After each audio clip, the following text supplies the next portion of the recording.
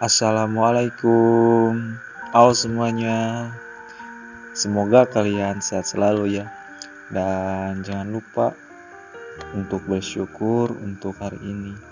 Oh iya, sebelumnya aku mau ngingetin nih buat kalian yang sering keluar rumah atau yang sering beraktivitas di luar rumah. Jangan lupa pakai masker dan rajin cuci tangan juga. Masa jaga kesehatan aja gak bisa, apalagi jaga hati. Oke. Jadi kenalin nih, nama saya Eris Irawan. Saya dari Prodi Bimbingan dan Konseling dari Universitas Muhammadiyah Tasikmalaya. Kali ini saya akan sharing tentang perkembangan emosi pada remaja. Sebelumnya ada yang paham tentang pengertian emosi dan pengertian remaja. Nah, kalau yang belum tahu, jadi pengertian remaja itu adalah peralihan dari masa anak-anak untuk memasuki masa dewasa. Masa remaja sendiri berlangsung antara 12 tahun sampai 21 tahun. Itu untuk wanita ya, dan sedangkan untuk seorang lelaki itu dari kisaran 13 tahun sampai 22 tahun. Dan sedangkan menurut psikolog, remaja itu adalah suatu periode transisi dari awal-awal anak-anak hingga dewasa.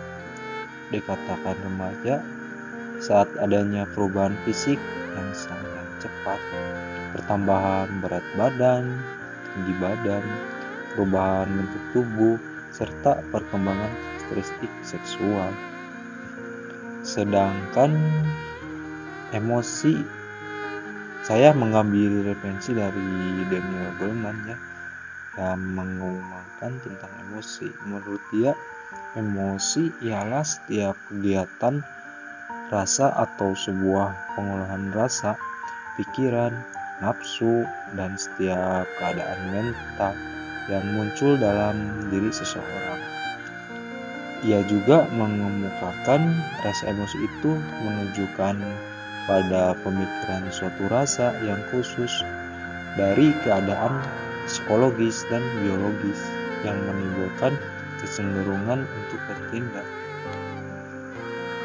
Terus ada 3 jenis emosi pada remaja.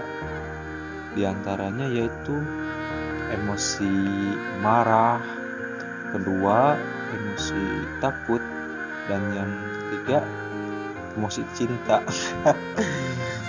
Ini nih buat para remaja nih, emosi cinta itu ya pasti kalian tahu lah, lagi ngerasain kalau yang sedang berpacaran pasti merasakan emosi cinta. Yang pertama kita bahas dulu tentang emosi marah. Emosi marah dalam kehidupan remaja, emosi marah akan lebih mudah muncul apabila dibandingkan dengan emosi lainnya.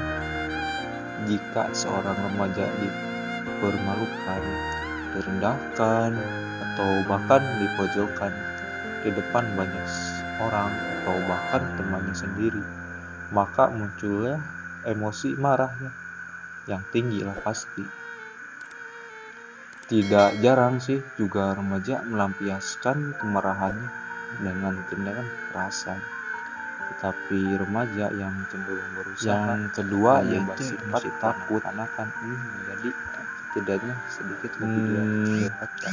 Remaja juga mengalami ketakutan dalam perkembangannya.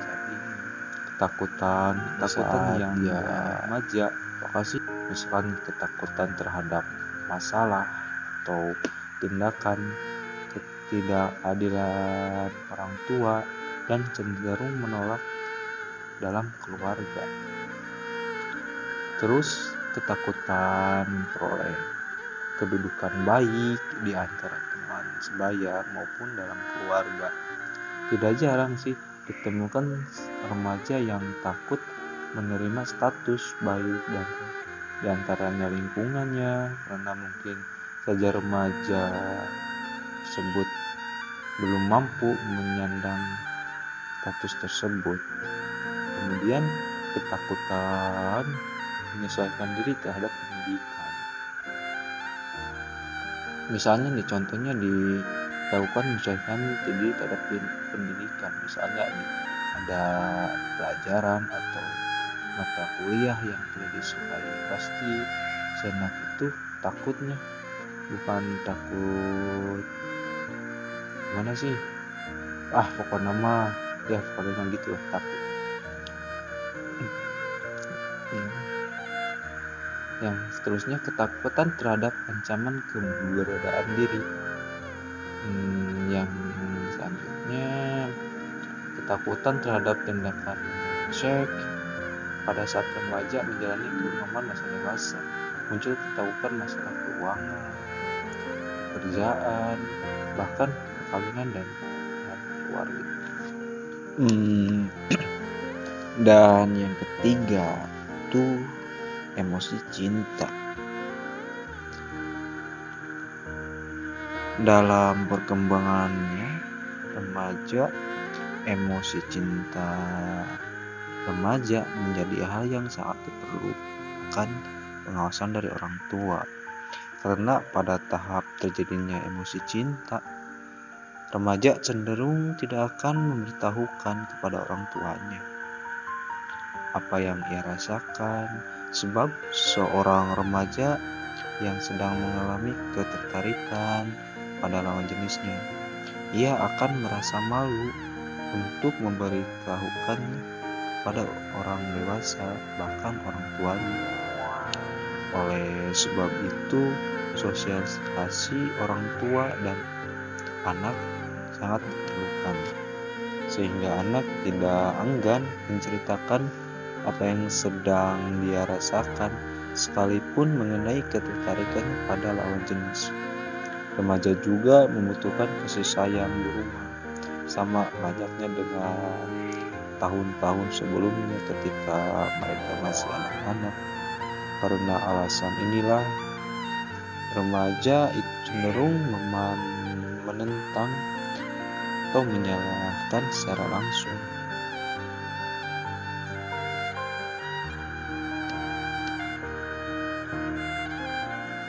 Tapi seiring bertambahnya usia, remaja akan semakin dapat mengontrol emosi dan atau membedakan mana yang baik dan mana yang tidak baik atau perlu dihindarinya. Pada remaja usia 12 sampai 15 tahun, remaja akan cenderung mengurung dan sifatnya tidak dapat ditebak. Kadang bad mood dan tiba-tiba dapat berubah menjadi good mood. Pada usia ini juga dapat bertingkah laku kasar atau menutupi kekurangannya.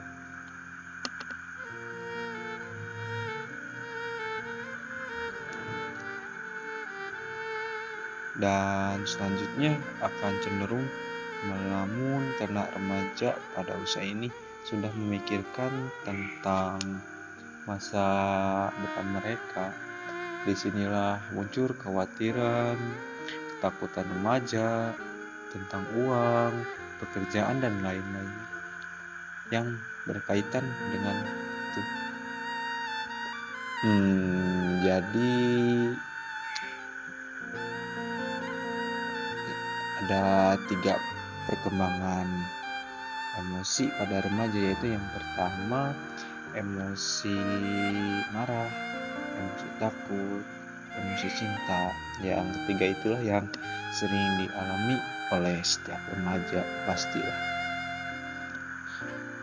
Dan disinilah peran guru bimbingan konseling itu diperlukan, karena untuk membimbing dalam pengembangan kematangan emosi remaja itu.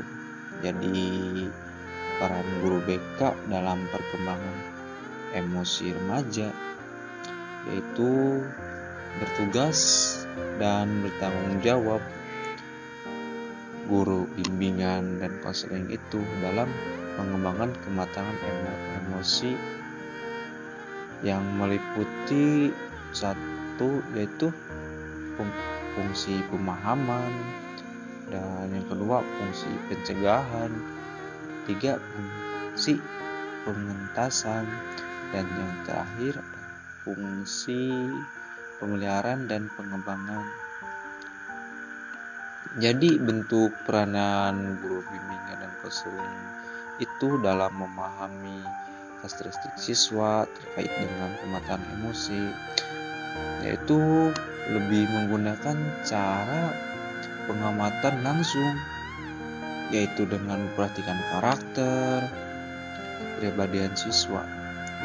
Hal tersebut dilaksanakan karena semua siswa mempunyai karakteristik masing-masing, termasuk karakter emosi. Ya, jadi kan setiap orang itu berbeda karakteristik.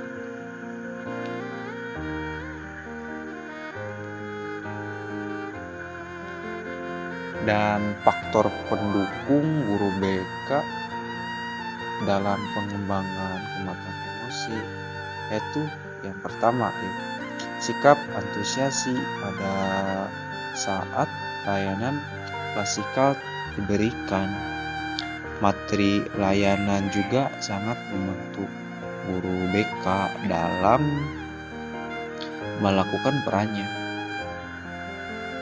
Yang menjadi faktor penghambat guru BK yaitu dalam pengembangan kematangan emosi. Yang pertama, faktor internalnya, yaitu karakter siswa yang berbeda-beda. Sebagian siswa ada yang punya karakter keras, ada yang karakternya